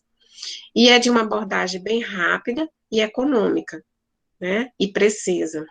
É uma triagem sem utilização de dados invasivos. Aí você diz, mas como agora ninguém mais vai fazer exames bioquímicos? Não se trata disso. Vamos seguir adiante aqui. Então, o tipo de aprendizado de máquina, ele pode ser do tipo supervisionado e não supervisionado. O tipo de aprendizado supervisionado, ele é binário, ele trabalha com 2 classificações. Por exemplo, o indivíduo tem probabilidade de adoecer, vai para doentes, ou o indivíduo é saudável, né? Ele tem 2 vertentes, ou ele vai para um lado ou para o outro, ele é sim ou ele é não, né? Ou ele é doente ou ele não é doente. E aí, os modelos não supervisionados, a gente não vai estar abordando aqui nessa fala, mas quem quiser se aprofundar, tá, e estudar, pode buscar. Então, desenvolver um software para predição de síndrome metabólica em pessoas vivendo com HIV/AIDS foi um dos nossos propósitos, né? Desenvolver uma ferramenta computacional para predição de risco cardiometabólico em usuários de antirretrovirais. A nossa pesquisa é um estudo analítico de caráter transversal, com abordagem quantitativa, foi realizada entre julho a outubro de 2018, no programa de infecção sexualmente transmissível, IST-AIDS, na cidade de Imperatriz. Foi abordados aspectos éticos, aceito pelo parecer 2781 do Comitê de Ética em Pesquisa da Universidade Federal do Maranhão. O cálculo amostral, a amostra foi calculada por estimação de proporção, tendo por base a prevalência de AIDS 21,47, a prevalência sugerida do desfecho de 9,5, um erro tolerável de 1%, e o poder de teste de 95%, com adição de 10% para possíveis perdas ou recusas, chegando a uma amostra mínima de 178 pacientes. Os critérios de inclusão foram idade, acima de 20 anos, pessoas vivendo com HIV/AIDS que estivessem em tratamento no serviço ambulatorial especializado, pessoas que tinham HIV/AIDS, que tomassem um antirretroviral e que tivessem síndrome metabólica, pessoas que estavam faltosas ou que não estavam utilizando o antirretroviral, que são muito poucos, eu acho que nós temos no máximo 2 pacientes lá que não utilizam, porque eles estavam já, tipo, há 20 anos com o diagnóstico. Quando veio a meta 90-90, eles nunca tiveram problemas de doença oportunista. Os exames CD4 carga viral são bons, e eles nunca quiseram aderir ao tratamento. Então, nós não podemos impor, a gente precisa orientar, né, mas a conduta a gente não pode impor ao usuário. Então, o grupo controle, né, deveria, dentro do critério de inclusão, ele deveria aceitar fazer o teste rápido, né, nós utilizamos pessoas infectadas e não infectadas. E o grupo controle não tem infecção por HIV e não tem síndrome metabólica. O critério de inclusão, as pessoas vivendo com HIV/AIDS em uso de antirretroviral, a idade acima de 55 anos não poderia participar do estudo, e nem abaixo de 20, porque são dois extremos que, abaixo de 20, muito dificilmente o indivíduo vai estar desenvolvendo síndrome metabólica. E acima de 55, ele já tem mais tendência a desenvolver. Não poderia ter doença cardiovascular prévia. Os prontuários das pessoas vivendo com HIV e AIDS deveriam estarem ativos. O grupo controle, que não aceitou realizar o teste rápido, às vezes as pessoas aceitavam participar da pesquisa, faziam os exames bioquímicos, recebiam os resultados e as orientações, mas na hora de fazer o teste rápido ficava com medo. Então, ele era desligado da pesquisa, né, respeitando os critérios éticos de que ele pode desistir a qualquer momento. O grupo controle, portadores de síndrome metabólica, também não poderia participar da pesquisa, porque ele serviria como controle, né, para o nosso estudo. A coleta de dados, ela se deu em 2 momentos, né, foi feito um formulário especialmente estruturado para esse estudo, foi preparada uma sala devidamente organizada para manter a singularidade do sujeito, em que eles lá era verificado no primeiro momento as variáveis sociodemográficas, antropométricas e hemodinâmicas. E no segundo momento, eles eram orientados sobre o jejum adequado e o local de coleta dos exames bioquímicos. Nós criamos 2 pontos de coletas. Um no prédio que eu resido, né, eu fiz um ponto de coleta, e tipo essas tendas, né, que hoje está na moda, e fiz um outro lá no próprio departamento de ST/AIDS, tá?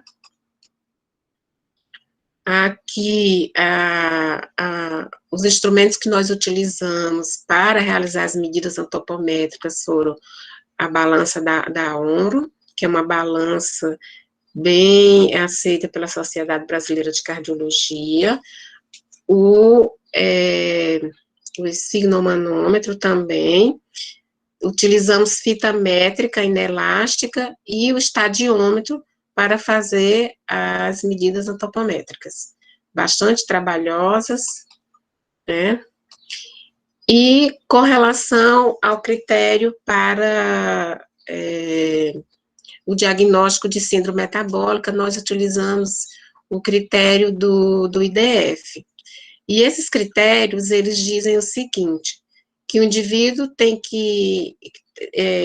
nós tínhamos que ter a glicemia em jejum, né, o triglicérides, a circunferência da cintura, sendo que a circunferência da cintura, nós utilizamos o mesmo padrão que é utilizado para o sul asiático, né, a população sul-americana deve utilizar a mesma medida do sul asiático. E a circunferência da cintura é um critério obrigatório no IDF. Então, o indivíduo tinha que ter 3 critérios, sendo a circunferência da cintura alterada, era obrigatório. Então, além da circunferência da cintura, ele tinha que ter mais 2 desses critérios para fechar 3 e entrar como diagnóstico de síndrome metabólica. A escolha das variáveis da entrada do algoritmo, eu não coloquei aqui, não está disponível, tá? Foram variáveis que nós padronizamos segundo a Organização Mundial de Saúde, literatura consultada, considerando baixo custo e de fácil aplicação. E aqui nós temos o primeiro algoritmo que nós experimentamos os nossos dados, que nós treinamos, né? O Máquina de Vetores de Suporte, ou SVM. O SVM, ele é um algoritmo que trabalha com uma grande segurança de classificação, e ele consiste em realizar uma separabilidade por meio desse hiperplano, que ele vai afastar de forma máxima os indivíduos. Digamos que nós temos aqui os indivíduos saudáveis, essas bolinhas azuis. E aqui nós temos de vermelho os indivíduos doentes. A partir do momento que eu apresento para o meu algoritmo um indivíduo novo, ele vai reconhecer, né, esses padrões e vai classificar se esse indivíduo pertence ao grupo doente ou ao grupo saudável, tá? Então, esse é o SVM, trabalha com um grande número, um excelente classificador na literatura, em especial na área da saúde. O outro algoritmo que nós trabalhamos foi o K-vizinho mais próximos, ou KNN. Ele trabalha, correlaciona o conjunto de treinamento e trabalha com métrica de distância. Então, nós temos aqui a classe A, que são essas bolinhas amarelas, que são os indivíduos doentes. E a classe B, essas bolinhas roxas, que são os indivíduos saudáveis.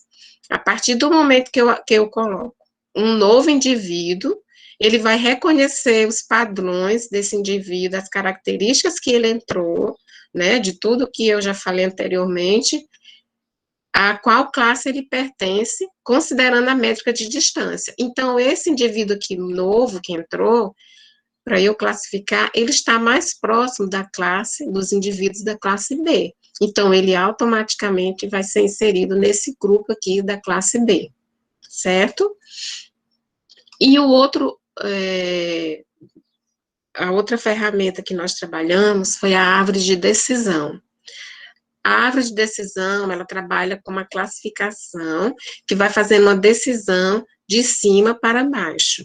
Então, aqui nós temos o que chama de nó raiz, o nó interno e nó folha. E aí ele vai trabalhando com a decisão de duas possibilidades. Aqui nós temos os nossos dados, nossos indivíduos, e aí ele vai fazendo a separabilidade aqui, sim e não. Indivíduo é saudável? Não. Indivíduo é doente? Sim. E aí ele vai, esse indivíduo apresenta o quê? Um IMC alterado? Sim. Esse indivíduo apresenta IMC alterado? Não. E aí vai sucessivamente, de forma que ele vai afunilando essa classificação de decisão até chegar na base dessa classificação. E aqui nós temos o desenvolvimento da ferramenta computacional. Essa ferramenta, ela consiste da seguinte forma: aqui eu tenho meus dados, a escolha desses dados são aquelas em que a gente escolheu segundo artigos da literatura e que tem melhor resposta, né, em relação à predição de doenças.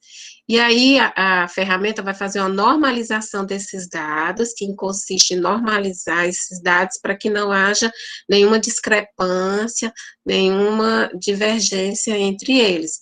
Por quê? Eu tenho altura, de repente eu tenho altura, a altura é dada em quê? A altura é dada em centímetro, né, em metro. Aí eu tenho peso é dado em quilo, né? Então, vai padronizar, normalizar essas medidas. Em seguida, vai passar pelo outro processo, que é o K-Food Cross Validate, é um processo de validação, em que tem alguns estudos que apresentam validação 5 vezes, ou 4 vezes, 1 vez, 2 vezes. Nós fizemos a validação 5 vezes. E consiste em quê? Pegar essa minha amostra, esse meu banco de dados, e ele vai fazer uma separação de 80%, vai fazer um treinamento desses dados, vai treinar todo o meu banco de dados para que ele possa reconhecer as características e os padrões e 20% da amostra vai ser o meu teste.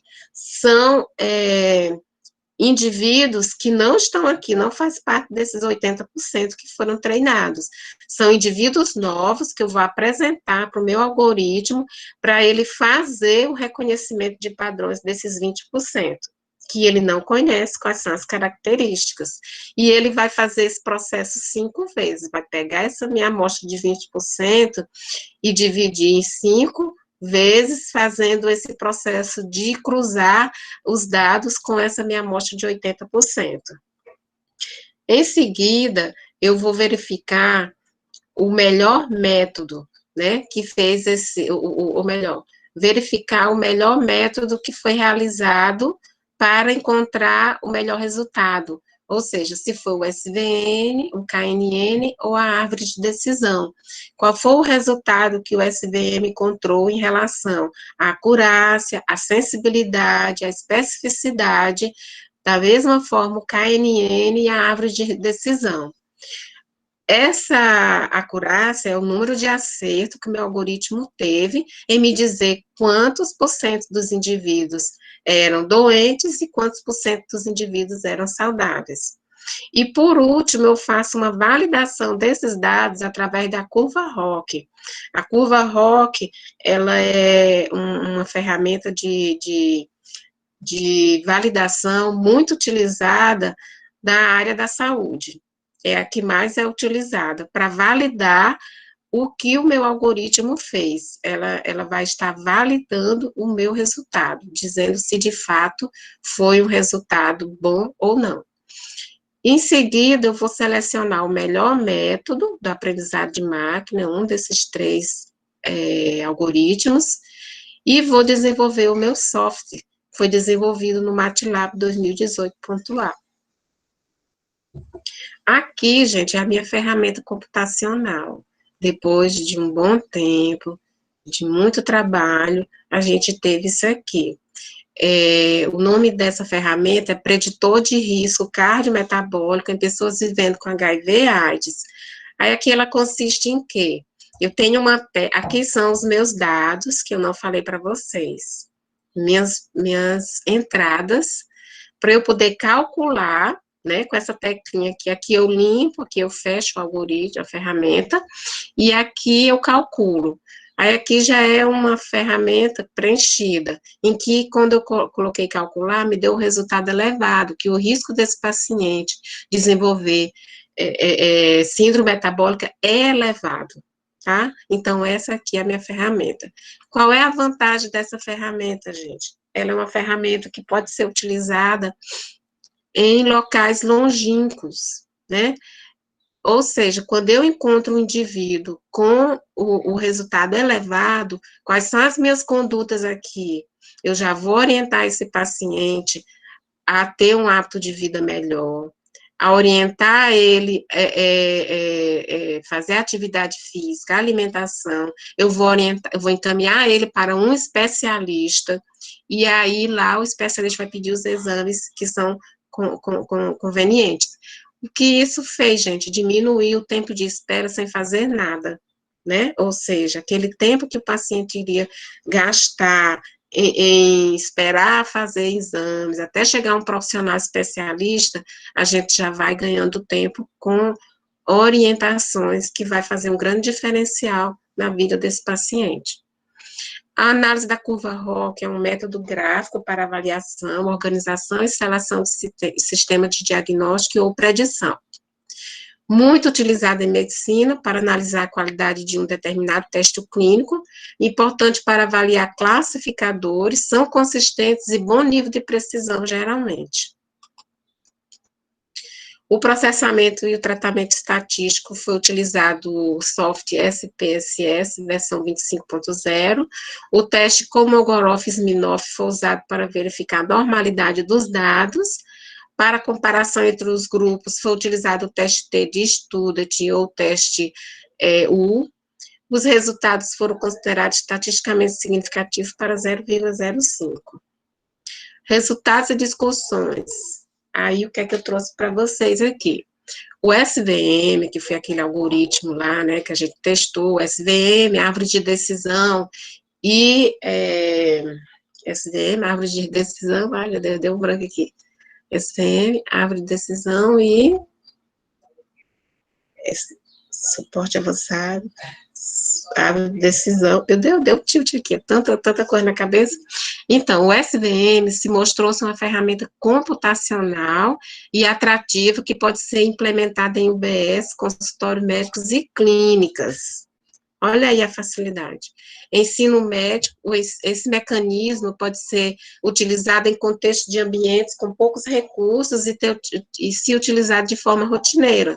Como, por exemplo, em um PSF da vida, o profissional está lá na ponta, né? Tem as áreas rurais, ou mesmo dentro de um centro, que a gente sabe que demora a realização de exames, ele já pode ir se adiantando lá.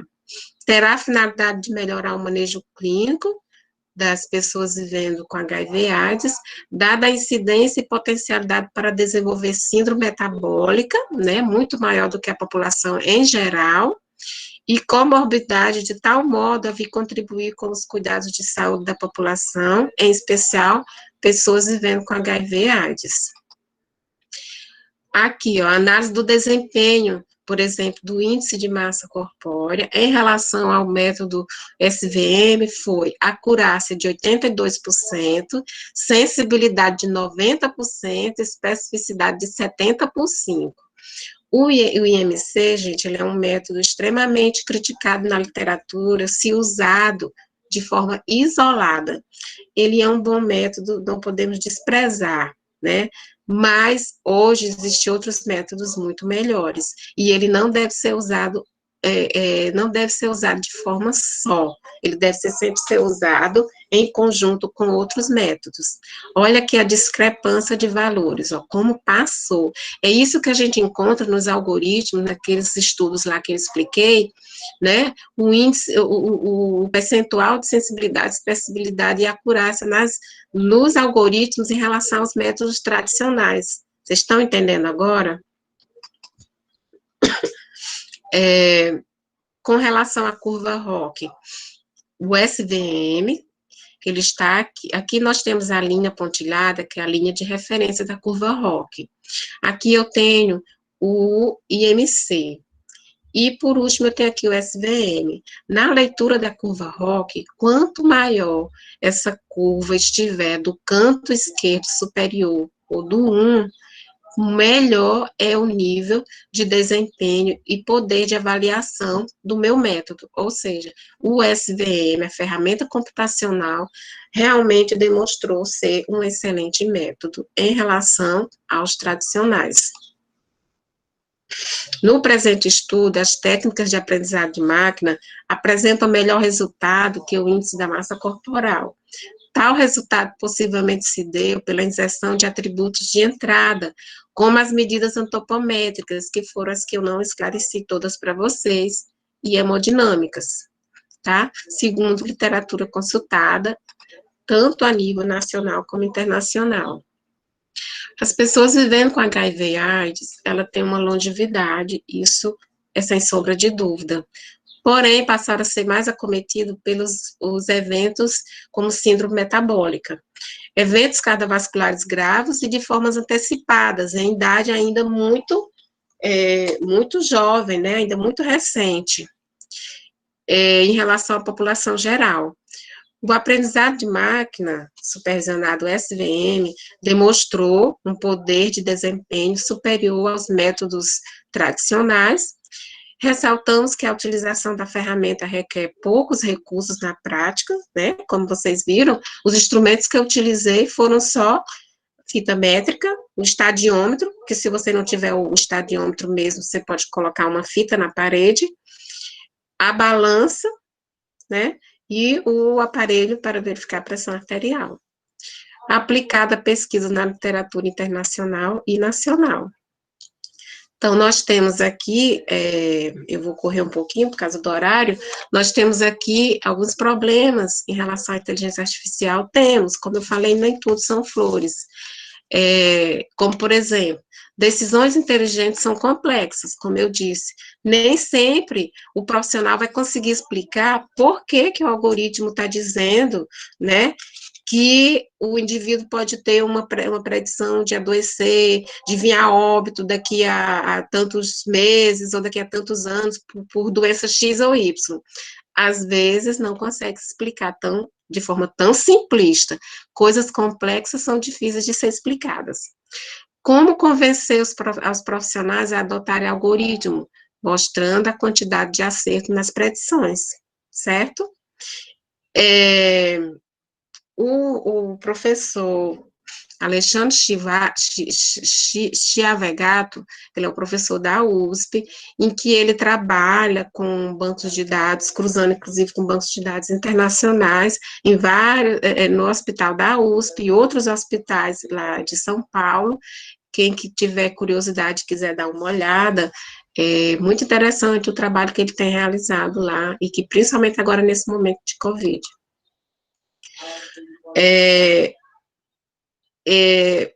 A inteligência artificial é a nova eletricidade, não haverá uma única profissão que não será profundamente alterada em 10 anos, né? Isso aqui é uma declaração do professor Andrei.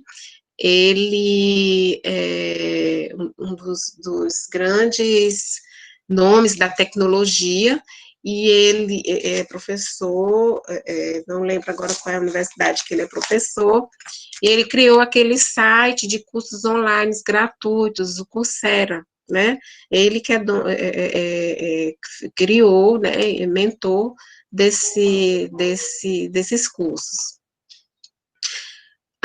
Com relação aos conteúdos que nós vimos aqui, gente, o que é que nós abordamos? A transformação dos cuidados em medicina, os conceitos de inteligência artificial, aprendizado de máquina, a apresentação dos papers sobre as doenças, a predição de doenças, a inteligência artificial e suas aplicações, o aprendizado de máquina em doenças crônicas, a apresentação, parte da minha tese, e problemas em inteligência artificial.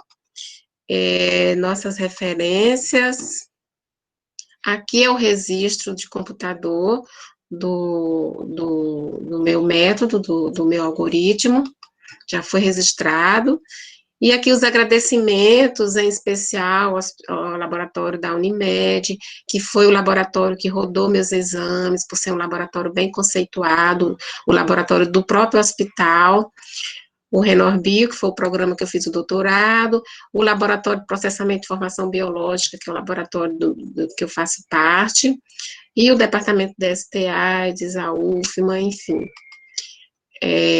Eu gostaria de que vocês respondessem esse questionário, quem tiver acesso, na plataforma, sobre a aula, como ela foi. Se puderem responder, eu agradeceria. É só para dizer se gostou ou não. Ah, já responderam aqui. Certo, depois vai chegar para mim, é isso aí. Então, gente, isso que a gente tinha para estar discutindo. Eu não sei se ainda tem tempo para alguma discussão, mas estou aqui às ordens. Pode falar, Cibele. Pronto. Professora, primeiro eu queria agradecer pela sua palestra, que foi, além de dinâmica, que todo mundo está aqui elogiando, né, essa dinâmica que a senhora fez, usando o site, o pessoal gostou muito. Eu também queria agradecer porque ela foi bem esclarecedora, certo? Durante a palestra, vieram algumas coisas no chat, por exemplo, o Gabriel Borba, ele falou assim, existe uma plataforma ou algum sistema que pode ser implantado nos hospitais para fazer o cruzamento de dados e conseguir um diagnóstico com base nos casos de outros pacientes? Já existe essa plataforma? Sim, já existe, né? A maioria, como a gente falou, não sei se você observou, alguns momentos... Acho que já foi contemplado, né? Isso, já. Certo. E a Karine, ela falou que a inteligência artificial nos mostra que a interdisciplinaridade é fundamental. E é realmente isso que a gente conseguiu obter mesmo com a palestra, não é?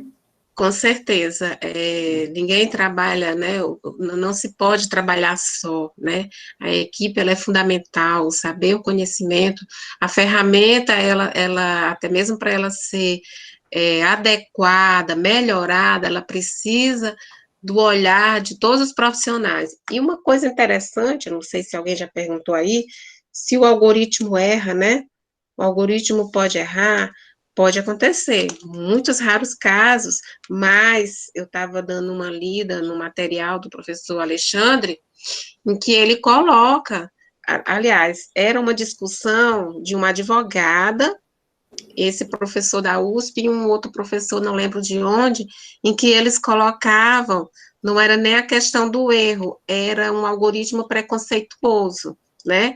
E aí ele brinca dizendo que o bom do algoritmo é que a gente pode corrigir, e ele, né, passar a ter o nível de acerto. Então, quando que você desconfia que um algoritmo não tá bacana, é quando você começa a ter aqueles índices que eu apresentei, sensibilidade, especificidade e acurácia, não muito satisfatório, que não seja pelo menos acima de 70%, entendeu? Sim. Então a gente percebe que pode ajudar a corrigir os viés da sociedade mesmo, né? De Com preconceito certeza. e tudo mais. Então é Isso. isso, todo mundo está aqui muito agradecendo bastante pela palestra, tá ok? A gente agradece muito pela sua participação, né? Por a senhora ter aceitado participar da nossa jornada. E foi uma aula realmente excelente. Ô, gente, obrigada. Eu quero dizer para vocês que essa é a minha primeira aula remota, né? Porque a gente ainda não tinha, né, trabalhado nessa modalidade, e é muito difícil, você não tá vendo o outro ali, você vê a expressão, vê quem está querendo dormir, vê quem aqui está achando bom ou ruim, e você melhorar o curso da história, né, é muito difícil. Mas é assim, o novo normal, não sei se é o novo normal, né, mas que está sendo assim é. E aí a gente vai, né, melhorando, eu que agradeço a participação de vocês, estou à disposição, tem meu e-mail aí, meu telefone, estamos à disposição, um abraço a todos, se cuidem, tá? E boa jornada. Muito obrigada, boa noite. Pessoal, amanhã a gente se encontra novamente, 8 horas da manhã, começam as palestras, tá ok? Obrigada pela presença de todos. Muito obrigada, professora. Obrigada, Sibeli, um beijo. Beijo.